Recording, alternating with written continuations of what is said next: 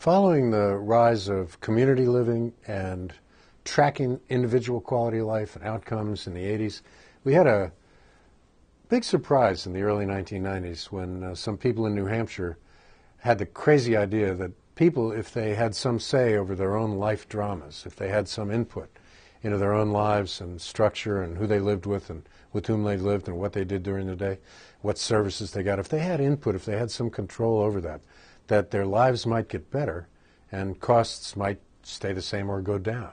This was then called self-determination. That became the zeitgeist, the spirit of the times for the entire 1990s and beyond.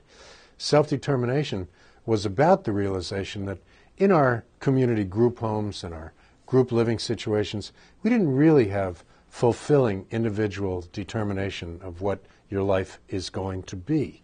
We didn't have that. The realization that in order to get that would require both person-centered planning and some control over resources was an insight unmatched in the 1990s, in my opinion. It was called self-determination, and it meant that if you took account of the money being spent, you could purchase and design the kind of life you want without professionals telling you what to do, without all that domination from the past.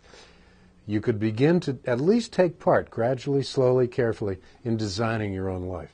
This, then, self-determination became the biggest sweep of the 1990s, and it redefined quality in a way that included power and control over one's own life.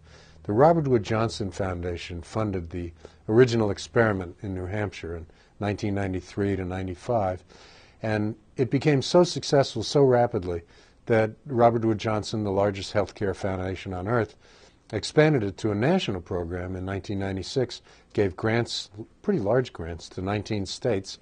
In the next year, they gave smaller grants to 10 more states, and in the next year, 10 more states put up their own money to try out self-determination with individual budgeting, control of resources, and gradual sharing of power between the professionals and the people and their loved ones, their families, their allies themselves. This was the revolution of the 1990s. It continues today, and it is redefining quality in, I think, what may be the final sense, the sense of freedom. Quality can't be defined. It's different for everybody. But it is composed of a few basic building blocks that we all share. Those building blocks are the same for all of us. It's relationships, having friends, having family, having intimate relationships. It's engagement, having something to do that you care about, a job, something that's enjoyable. If you don't enjoy it, at least you could make money. It's the simple things that we all take for granted, safety, comfort, and individual freedom. Those things now are becoming more and more free to be defined by each individual. And that's, I think, what quality is evolving into. It's a little bit different for all of us, composed of the same building blocks, but in different mixtures and proportions. What if we allowed people and their closest allies to define the kind of life and the kind of mix of quality things that they want, and let them have partial control or total control over the resources that we as a society put up for them? Instead of professionals telling them how to do it, they begin to take control. That's the revolution of the future, and that's where quality is headed.